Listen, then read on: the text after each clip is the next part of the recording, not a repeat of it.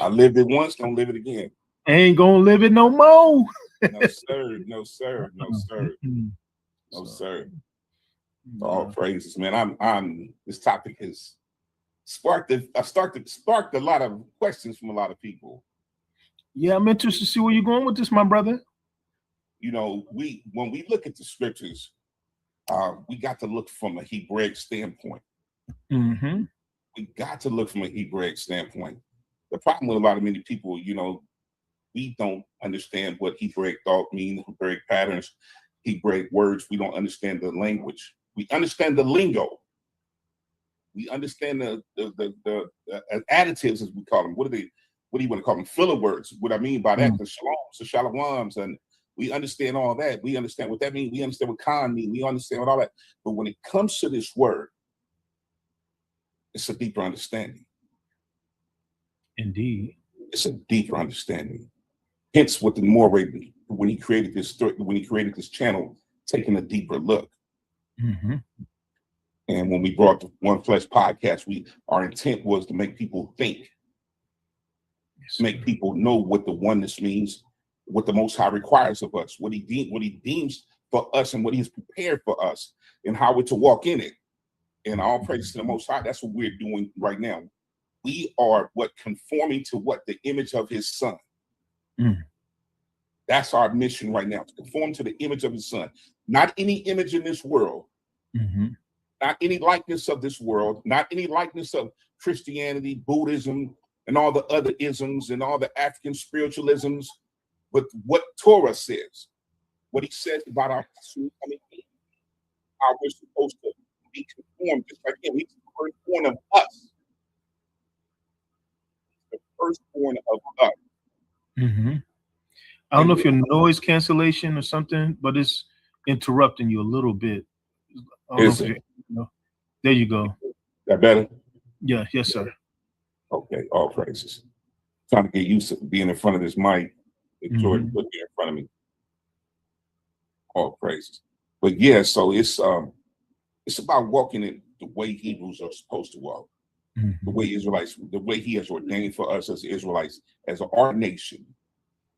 And what we're doing, we're striving to become one. We're striving to be another nation, be a nation again. That's what the Mashiach actually called us to be. Yes, sir. He said, "I come for what? Nothing but the lost sheep of the house of Israel." He said, "I didn't come for part. I didn't come for 6 tribes. I didn't come for 5 tribes. I come for Mm. the one nation." Mm. But we're so busy trying to assimilate the 12 tribes instead of one nation, because we're still fighting over. Whoa, whoa, whoa, whoa. Say that again. Yes, sir. Say it again for the people in the back of the nation. And We're the too front. busy, and the front, and the sides. We're We too all busy we're too busy saying we're 12 tribes and not one nation. We're so busy wanting to be Naphtali and Judah. We want to be these other, we want to be everything except a nation of Mm. Israelites. And I understand what Isaiah 52:8 says, when He come again, He will bring Zion and He will give understanding, and we'll all say the same thing. I'm paraphrasing. You can actually go look it up, Isaiah 52:8. But what we're striving for, what this foundation is built on, is Torah, and it's built on the chief cornerstone, and that's Mashiach. Mm-hmm. And we're striving for perfection. We're Mm. striving to be there. We're striving to be there and get there. Have Yes, our sir. minds right, have our thoughts right, have our actions right, have the fruit prepared, and be a prepared fruit for when He comes. He said, "When I come, will I find faith upon the earth?" Mm. Will we be the obedient people to love one another, to love each other as what Mashiach teaches, to love our wives as Mashiach Mm-hmm. loved the church and gave His life for it? Will we be fine being obedient to that? Will we be fine being obedient to the scriptures until the day come, until the day we die? Which one? Pick. That's the only choice. There is nothing outside of this word. And when I put the title together, I said the daughters of Yah are not whores. Mm. And I mean that, but I want to break down what that word whore means. Like I said, here we're not talking about We're talking about what the word says. And a lot of women, when we get this understanding, I want to help you because a lot of us still have the mindset of whores. We still have the mindset of whores. The brothers still have the mindset of whoremongers. So we're gonna break it down for both sides. Because when you look at Deuteronomy, let's go to Deuteronomy 23 and 17. You got that out? I want to bring this up because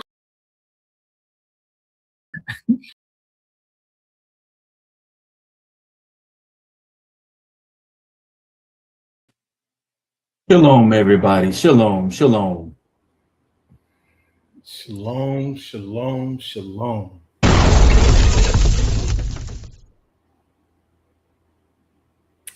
Shout out to my brother. How you doing, bro? You know what? I think this is going to be refreshing compared to some of the stuff we've been talking about these past couple of days on the social media front.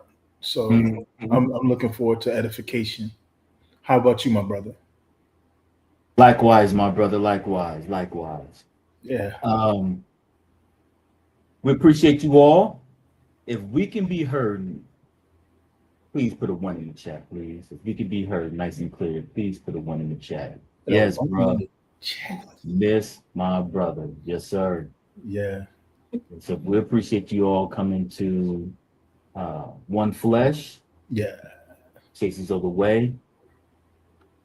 Again, One Flesh, Chases of the Way. Yes, sir.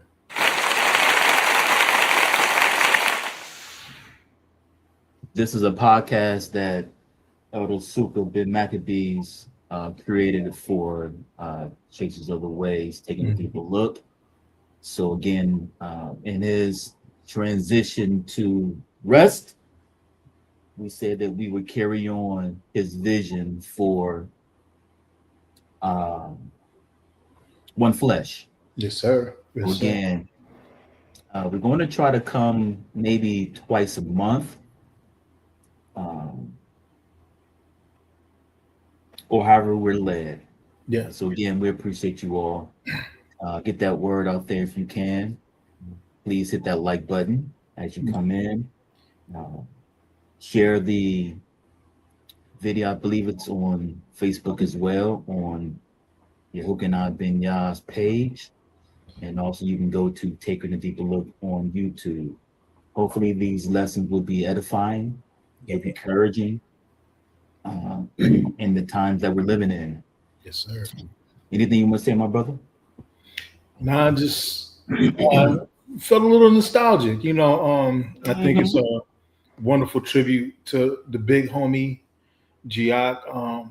He can't be duplicated. You know, he can't be duplicated. You know, we're going to come with the flavor that we're going to come with, but at the same time, man, I can't help but miss his ominous presence and know that it was always fun doing these builds and bringing this edification with the big brother, because this is something he was truly passionate about. It ain't that we're not passionate, but the brother was truly passionate about marriage and couples and us being a cod and things of that nature. So, yeah, don't miss the big brother. And this is our first one since he's gone. So, yeah, we're gonna carry on and work. We'll carry on the work. So Yeah. again, we appreciate you all. We ask that you guys be patient, because as Ben Yah stated, there's only one Suka bin Maccabees. We would definitely walk in our flavor. Yeah. And so hopefully, again, it'll be edifying, and hopefully you can come away with some encouragement. Tonight's first edition without Suka, it is titled "Have You Seen Her?" Tell me, have you seen her? And I will sing, but people gonna leave if I sing. Oh yeah. We don't want to sing. Don't do that. But it's a play on that song from the Shy Lights. Have you seen her? So again, hopefully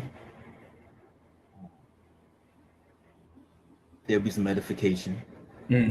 I was kind of thinking as I was wrapping up my work day, I would be totally lost if I was in the dating pool in today's society. Man. You got to keep in mind, I am a young man, middle-aged man that has been married almost 30 years. I've been with the same woman for 34 years. Mm-hmm. And the thought of having to date or try to find a spouse in today's society, I really don't know if I could do it. Yeah. To learn another woman. Look, just to the mindset, man, just unless the king get off the throne himself and say, yo, she is for you, I just probably just stay single. So yeah, I'm good. Yeah, man. I was really like thinking about that, like, man, Yeah. I'm that brother to open doors and, shut doors. And I'm like, do women today like that still? You know what I mean? Like, I wouldn't even know where to start. Yeah. It's kind of scary, man. So my heart definitely goes out to those that are in that pool. And we pray that the Most High will allow you to see her.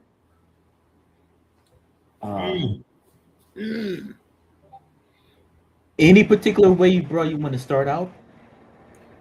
You know what? You know what? I guess we can go this way. I want to revisit some stuff that you taught a while ago that I think is profound. I think it's profound from the standpoint the enemy was very strategic in his attack on marriage. And because of that, I think we need to maybe start there, because I think when you talk about seeing her, I think one thing that we as brothers have to get to or come to the understanding is what is it that we're supposed to be seeing? Because, yeah, Rebecca, Sarah, according to the scriptures, they were pleasing to the sight of their suitors, talking about Abraham and Isaac. But at the same time, it's more than just physical looks. You know,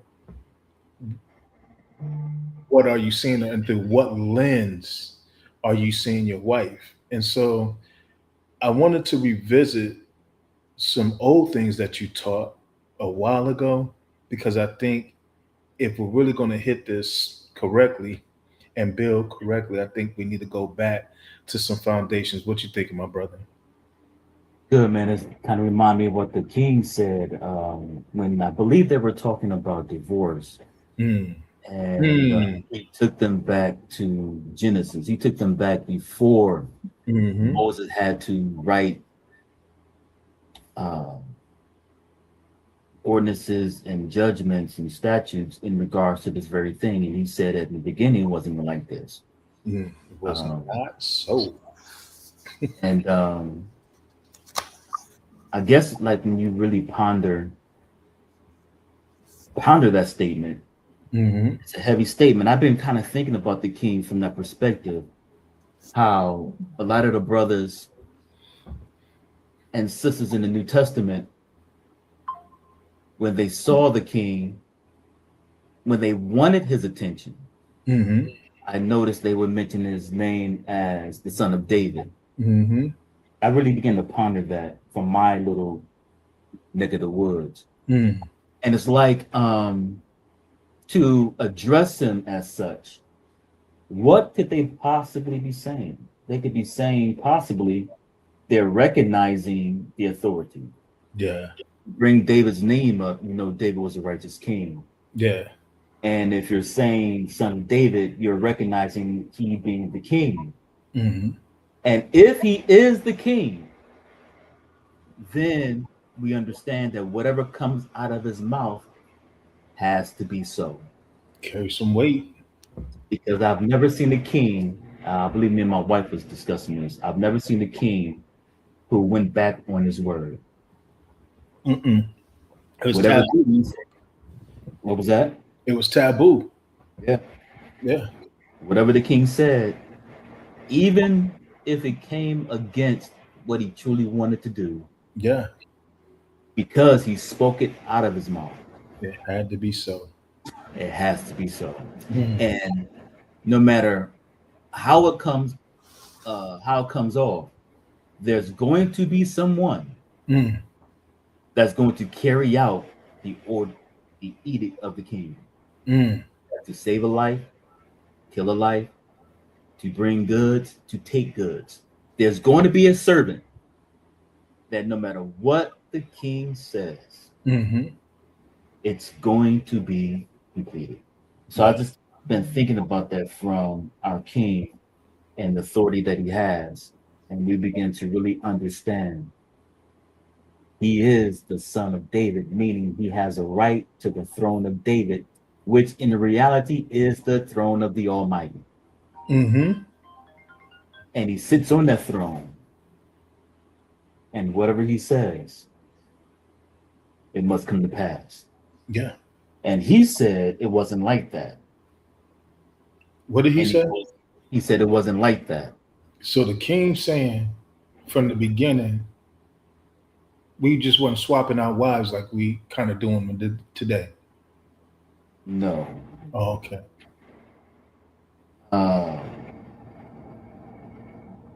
Women have there's a bad stigma around women today. And for the most part, it's rightly so from the lens that you will look at it from. But I believe from a Hebraic point of view, Mm. and from a deeper lens, Mm-hmm. I can see why the adversary would do what he did. Yeah. Again, one flesh. Suka's thought behind it was marriage, having strong family. Mm-hmm. Mm-hmm. So these lessons, or these conversations, I should say, they'll be geared towards married couples and those that want to be married. Hopefully it can touch, wherever you are. And if you don't want to be married, that's fine as well. There's room for those that have a certain work to do, and which does not consist of having a spouse. Mm-hmm. So again, that is fine as well. So again, we appreciate you all coming to class. Don't know if I saw any ones. Okay, I do see some ones. Yeah, there were some ones. Um, Shalom to the family. Shalom. I see Sister Tasha with the precepts. Sister Shalom. BJ. What's up, Sister BJ? Our baby sis, baby girl. What's up, Lady K up in the building? Don't hurt him, JoJo up in the spot. building. She's in the building. She's in the Shalom, building. sis. Brother Briggs. Can We Talk podcast? Like, share, and subscribe to that brother's page if you haven't. See the songbird. Tolerating us, brother. She be tolerating me, trying to make fun of her on the slide. But yo, I'm proud of her, and I'm proud of the wife she's been to my brother, man. My brother's been happy since '94. I've seen it from the beginning, y'all. And it's not fake. It's real. But shout out to them. I think that's all that came and like their feet off in the chat. Remember, come in, like, share, subscribe, interact as we begin to get in this lesson. If we did not shout you out, it's because we don't know that you're here. Make yourself known. Interact with us. That being said, let's get it. Let's get it.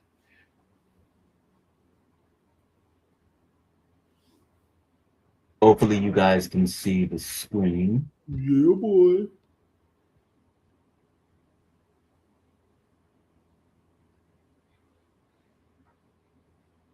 Can we start at verse 15 since we're thinking the same thing? I didn't know you were going to be in chapter 2. We have not scripted any of this, family. Can we at least start at verse 15? I think where do I want to start? Definitely want to start at the beginning. Or if you want to go higher, that's fine. I didn't know if you wanted to. I'm definitely locking in at 15. Let me go to Genesis 1 for a second. Let's look at Genesis 1 for a second. Let's, Allah. let's notate. Yeah. Let's notate something real quick. Let's look at Genesis 1:26 and 1:27. Genesis 1:26 Mhm. and Genesis 1 and 27. Again, please do not be triggered. I'm going to read it as on the page. Again, please don't be triggered if I say God. Don't be triggered if I say Jesus. Don't be triggered if I say Lord. Please don't be triggered. Genesis chapter 1 and 26. It says, Then God said, let us make man in our image, according to our likeness, so that they will have dominion over the fish of the sea and over the birds of the sky and over the cattle and over all the earth and over every creeping thing that creeps on the earth. Let us make man in our image and give them dominion. Verse 27. And God created man in his own image. In the image of God, he created him. Male and female, he created them. And he called him what? Adam. Interesting. He created him, male and female. He created them. Mm-hmm. Let's say we're going to start at verse 15. Mm-hmm. Genesis chapter 2, starting at verse 15. Mm-hmm. Then Yahweh God took the man and set him in the Garden of Eden to cultivate it and to keep it. So he gave him work. He gave him an assignment. Now, there was an excellent lesson that our brother taught, Moray taught a while ago, talking about the garden and what that garden meant Hebraically. We're not talking about a literal garden. We're not talking about a literal garden. We're talking about a place that was set up by the Most High for Adam to represent him, to serve and represent him. If anybody is interested in those, let me know. I will make sure that you get those links. I did recently post those in chasersoftheway.com for the breakdown of Eden and the Garden of Eden. But for the sake of time, he gave him an assignment. Verse 16. And Yahweh God commanded the man, saying, From the garden ye shall surely eat, but from the tree of the knowledge of good and evil shall you shall not eat of it. For in the day that you eat from it, you shall surely die. Then the Most High, or Yahweh God, said, It is not good for man to be alone. I will make him a helper suitable for him. Now, I found this interesting. This is just me. This may be something you guys have all observed before. I found it interesting because when you look through Genesis 1, and feel free to jump in on this anytime you want, brother. But when I look through Genesis 1, everything that the Father made, he said it was good. Everything was good. But when we get to Genesis 2 and 18, the Father says it's not good for man to be alone. That was the first time I ever noted that or noticed that. And so it made me ask the question, when you talk about good, was good the same as good in Genesis 1? Because sometimes you look at certain words in different chapters to be the same word, but in a different chapter, Hebraically, it means different. But good in Genesis 1 and good in Genesis 2, they meant the same thing. Tov. When you look at the Hebrew for the word Tov, it was literally a basket, a pictograph of a basket used to contain or surround something, and then the picture of a house or a tent Combining these mean to surround the house. To make it good means to surround the house.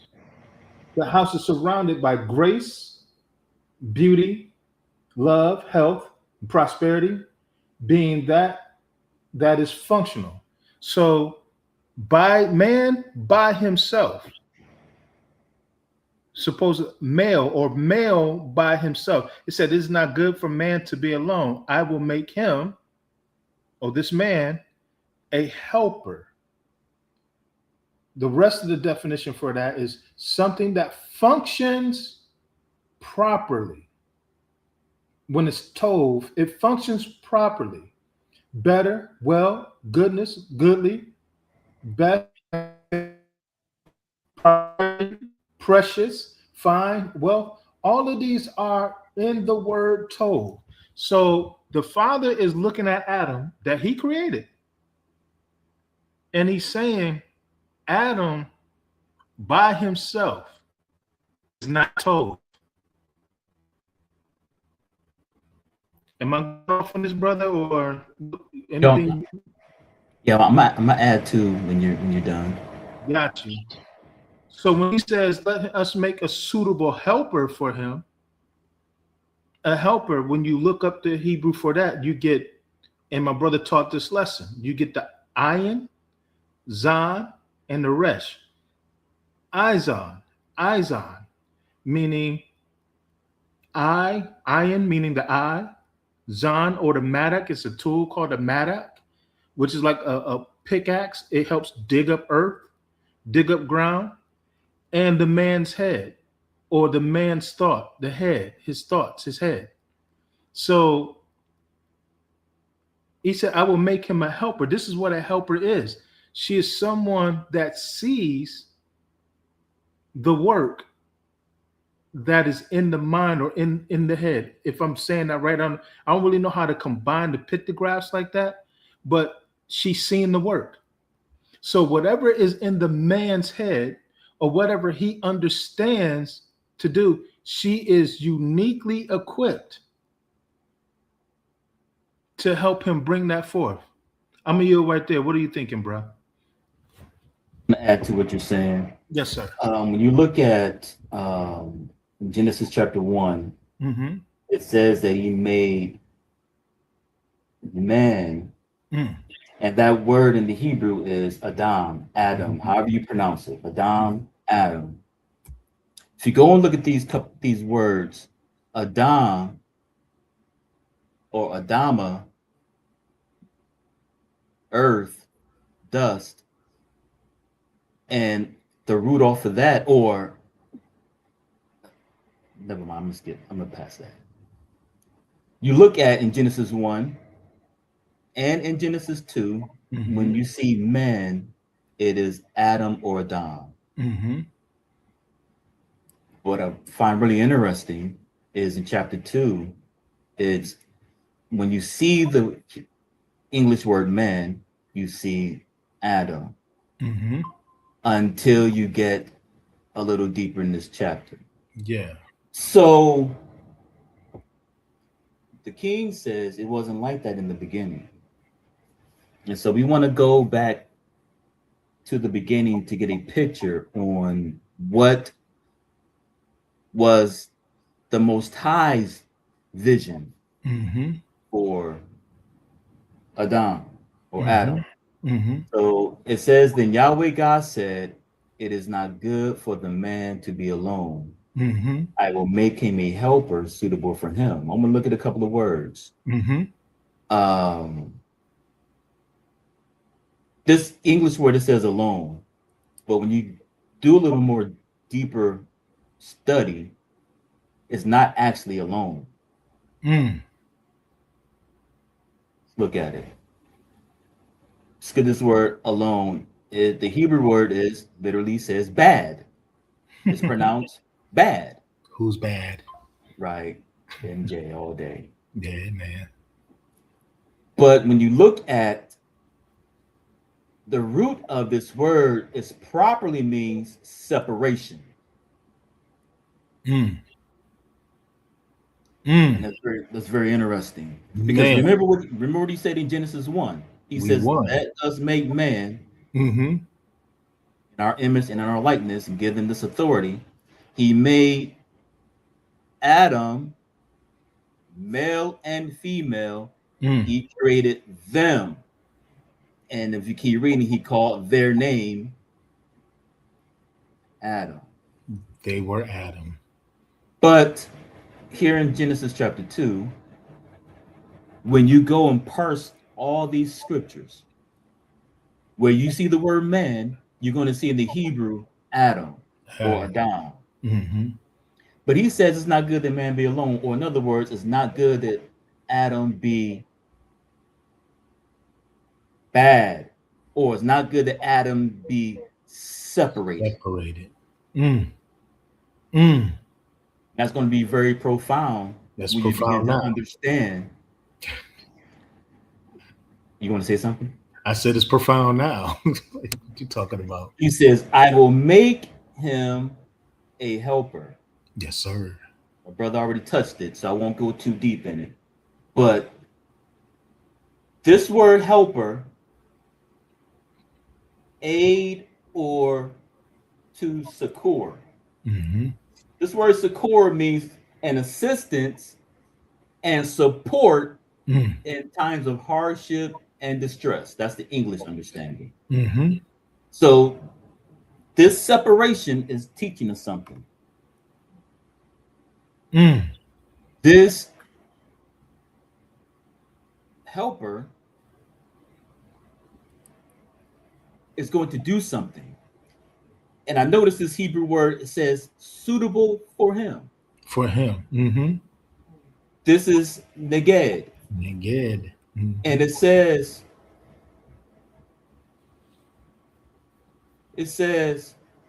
part opposite, specifically a counterpart, a mate. And that's very interesting when you see that Adam is separated. The Most High is going to make him a counterpart that's going to do something. Is going to do something. That's crazy that you said that, because the note that I had after going through the Hebrew of this is, for me as a man, I had to shoot my wife a text after this, but to me it was profound. I can't speak for no one else, but for me it was profound, because for me to function properly as a man, I need to be connected to the right woman, to my wife. So it's something that you're talking about separation or explaining being alone, because I didn't know this. I was just looking at when it said it's not good for him to be alone, I had to be connected to her in order for me to function properly. I need her to function properly. He already said it's not good for me to be alone or to be separate, as you just brought out. Are you? Can you be alive and be dead?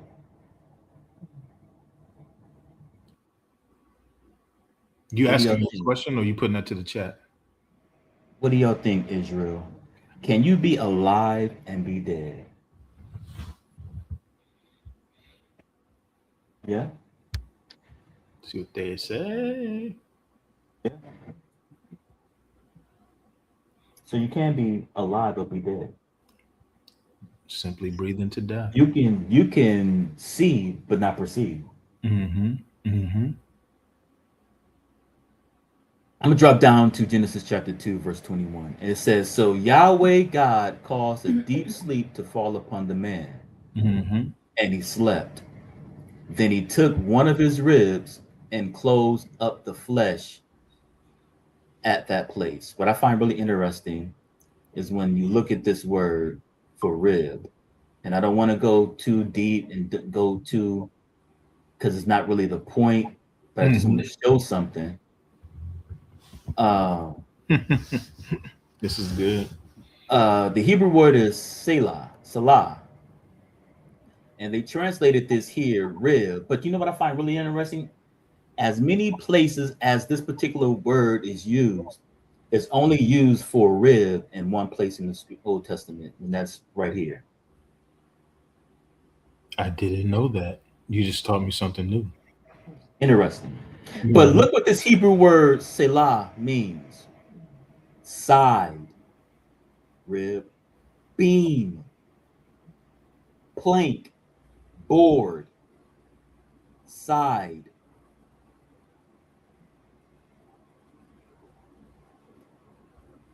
A side, literally, of a person, or figuratively,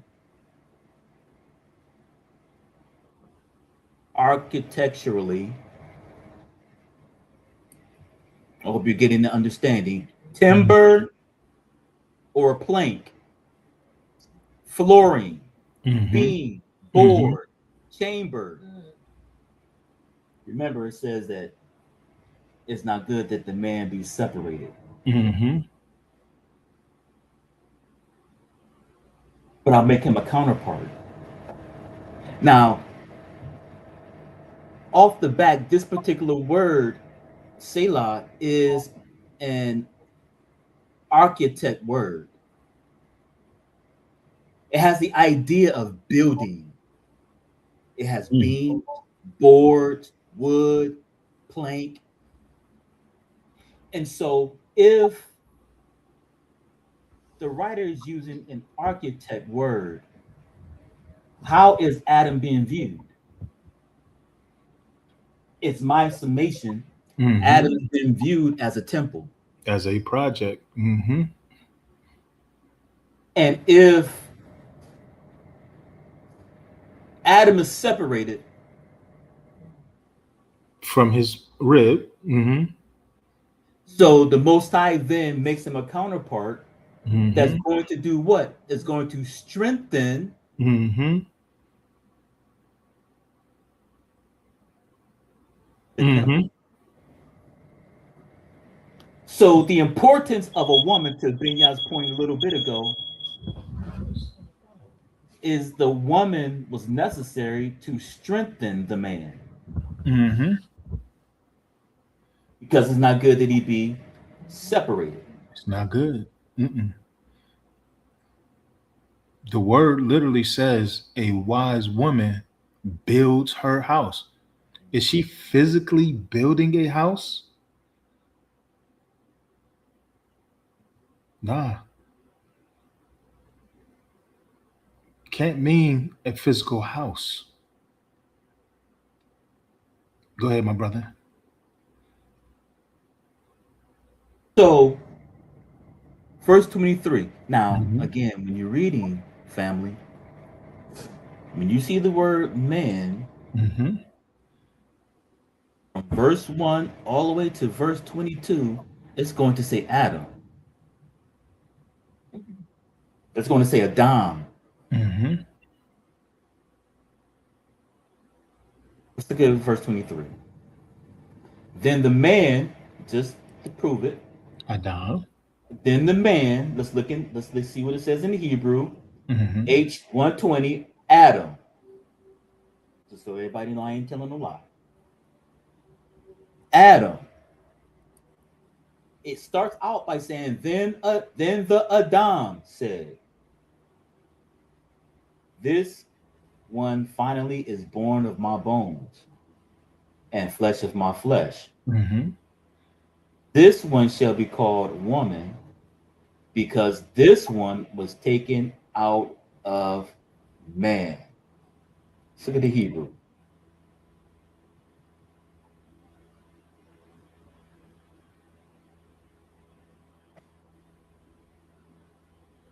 Flesh of my flesh, she should be called woman because she was taken out of Ish. Why is he using a different word? All through chapter 2, man was Adam. Why is that? Because Adam was separated. He was alone. It wasn't until he was fitted with his board or that plank or that chamber that was a counterpart to him Mm-hmm. or suitable for him, Mm-hmm. and that union made him one. Mm. I.e., Whole. this is the first marriage. Mm-hmm. Right here is the first marriage. This particular word, ish, means man, but it also means husband. Mm. Adam does not mean husband. It means man, mankind. Yes, sir.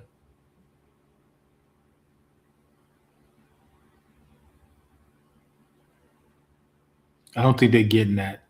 So Chat mad quiet for something that you dropping bombs right now. I don't even know if the chat is really.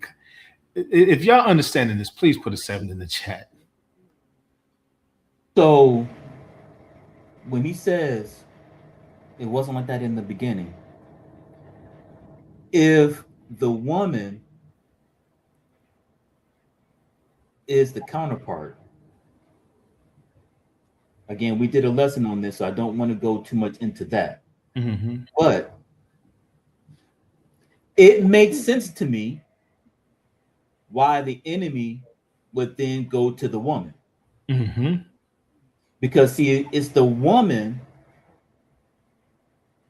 that makes the union possible. Mm. Without the woman, he's alone. He's not whole.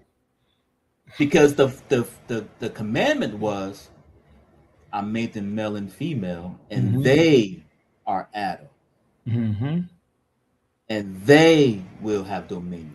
Mm-hmm. So if I can separate the chamber, if I can separate the rib,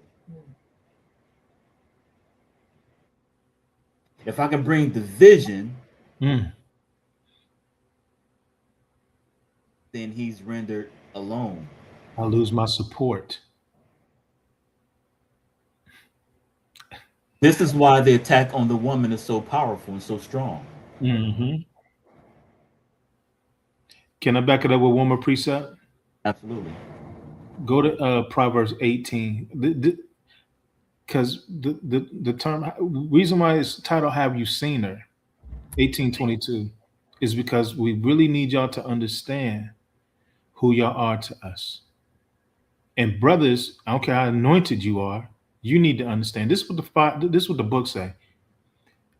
We're talking about Tov. We're talking about a good thing. He says, "He who finds a wife finds and that Hebrew word for that is Tov, a good thing, and does what? Obtain favor from Yah." This is why we're not to abuse and mistreat our rib and value our rib because of all she brings to us. This ain't a lesson to placate. This is what the word says. Adam said, Mm-hmm. this is bone of my bone, flesh of my flesh. That's relationship.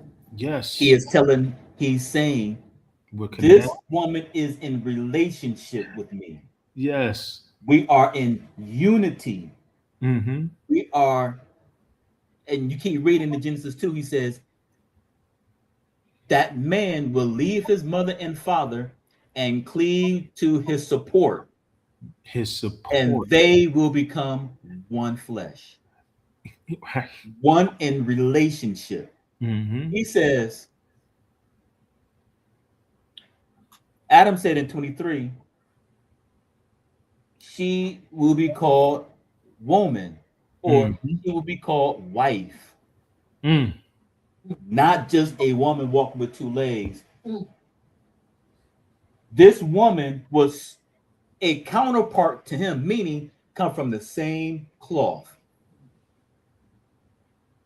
same ideology. That's why Paul told us, Do not be. we can't be unequally yoked. Mm-hmm. That's not a husband and wife. Mm-mm. That's not a husband and wife. I don't care if you get married. Mm-hmm. I don't care if you say I do. If you're unequally yoked, that's not a marriage. That's not a Adam. That's not an Ish, and it's not an Isha. Mm-hmm. That's just a man getting married to a woman. Mm-hmm. But God didn't put it together. Are we making sense with that? Yeah. He who finds a wife, not a woman, from Mhm. the standpoint of just a female, but this woman has characteristics that are a counterpart to that man. Mm.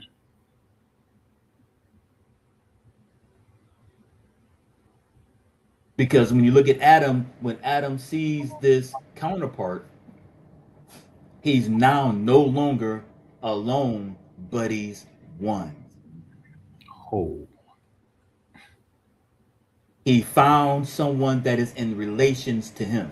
Mm-hmm. And he says, because she comes from husband. Is it ironic that the writer didn't use the word Adam there? So that union in 23 is a spiritual union. Yes, sir.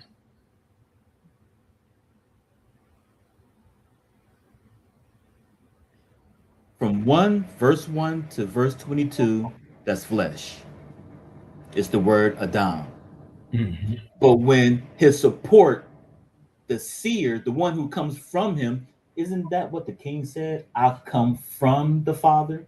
I come from the bosom of the Father. Mm-hmm. This is literally a figure of what the Father would do in generations to come.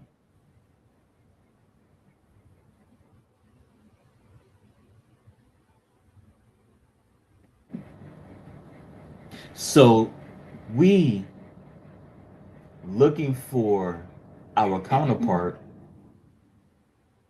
I think it would behoove us to try the best of our ability, Mm-hmm. try to come out from the way the nations look at picking a spouse and try to look through the lens of our culture on how to pick a spouse. And I know it's very difficult, particularly in the time and days that we're living in, where we're such a visual people. Yeah. We're such a materialistic people, and we base our spouses off of these things in the physical. Mm-hmm. And Carnality. yes, and don't give leeway to see, is this woman a good fit in the other areas? But to the point of what you're talking about, that's why the man needs to see her through the assignment. What you're given a garden. What garden are you called to serve in? If you don't know your garden, then you don't know what your ish or your completeness is supposed to help you do. You don't even know if she's fit or suitable to help you with that. You got to know your garden. It's a very that chapter 2 is really, really profound. Again, I don't want to go into it Mm-hmm. any deeper than that. But again, when you go back and read that and take the time to go and look at the words, it's very interesting that all those men is Adam until you get to verse 23, Mm-hmm. because there's something that took place in the spirit. Mm-hmm. That oneness, or that being separate, he's now found his counterpart. Yes, sir. And it's so profound. He says now he will leave his parents Mm. and he will join himself in this union relationship, and these two entities will become one. Be one. I don't want to harp on it too much. We will be bringing out more as the Most High leads. Mm-hmm. But those of you that are married, I would say, go Go back to the beginning. Go back to the beginning. Those of you that are looking to be married, I would say go back to the beginning. Mm-hmm. Understand our roles. Why were we created? Because we have a lot of stimuli, we have a lot of things tugging at us in today's society on what a relationship looks like, what a relationship should be. Mm-hmm. But what is the Most High's picture of what this relationship should be What is a marriage in his eyes? in His eyes? Mm-hmm. And if we allow that to govern us, then I will find my wife Mm-hmm. and she will find her husband. Because when we begin to look at the motif that the Father gave us through the King, the King demonstrates to us what a husband looks like. And if the Father wills, we will be bringing that out at later conversations. Yeah. But the King demonstrated beautifully, Yes, sir. what a husband looks like. And let me say this to all Israel. When it comes to our King, he is the man. I don't even know. I was saying I don't even know what you're going to bring to it. I got some thoughts and some notes on that because you're right. That he puts us to shame. Listen, I'm a man. Yeah. But when it comes to him, I'm the bride. Yes. I'm not the head. I have a head. And he teaches us what that dynamic should look like, the way he dealt with his disciples. Yes, sir. Yes, sir. How they took a bridal position and they followed him and obeyed him. And then he turned and demonstrated why you should follow me and obey me. He wasn't some half slow-footed lying, cheating, and then expect you to follow him. He told you the truth all the time. And demonstrated it. He was able to thwart the adversary's attack on his bride. Peter, the enemy desires to set you like wheat, but I pray for you. Protects. A husband sees, a husband intervenes, a husband provides, a husband brings safety. And this is what we're going to see through our King, how he demonstrated why he is the husband. And why we are his woman, whether you be a man or a woman. So again, that will be coming up in future conversations. Hopefully you guys got something out of this particular lesson. Again, I didn't want to be too long, being this is the first episode of a new cast. Again, for those that may not know, Suka bin Maccabees is the one who created and started this podcast, One Flesh. And in honor of him, we're going to carry that work. For he had a passion to see Israelites walk in that order of marriage and build and create families.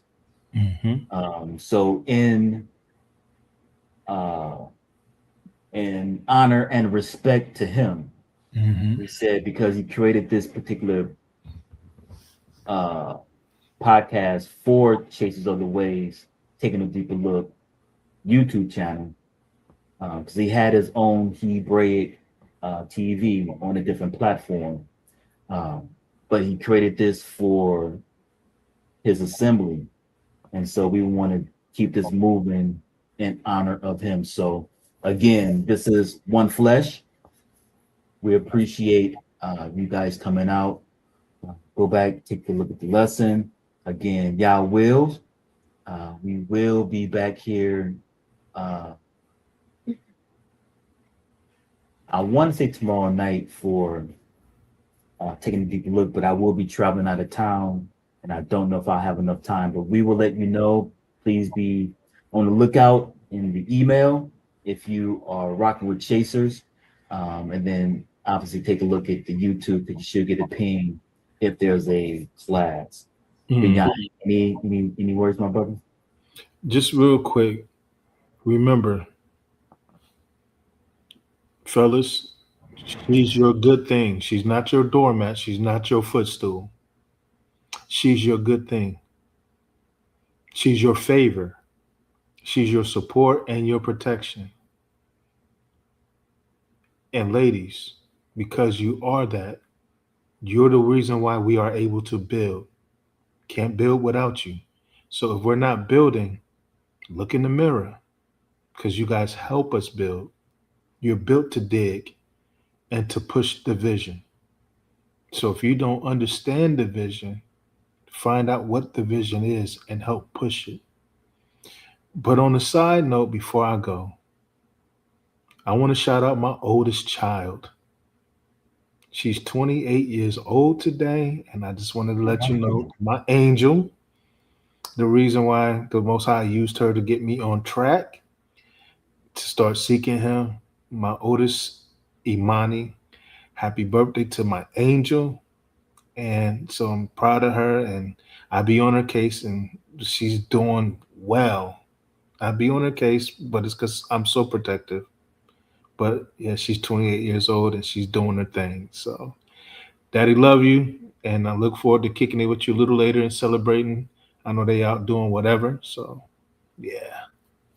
With that, I say shalom. So yeah, family. Again, we appreciate you all. Any comments? Any questions? Shout out to the servant Yehukanah. Shout out to the servant. The other Yehukanah. Shalom, my brother. Shalom. Shalom. I see Kia Targaryen in the chat. Shalom, dear sister. Any questions? Is there any questions? Anything that needs to be cleared up? Is a conversation piece. Again, we know a lot of our people are bugging out there. But there's a remnant. Yeah. That are going to obey the Most High. And they're going to obey their husbands and they're going to obey their wives. Because they're one. And a lot to cover, a lot to talk about as we move forward. So again, we do appreciate you all coming to this particular conversation and look forward to many more. Again, in honor of our big brother Suka, we will carry on with his One Flesh. With that being said, we love you all. We appreciate you all, and have a wonderful evening. Shalom. Shalom, family.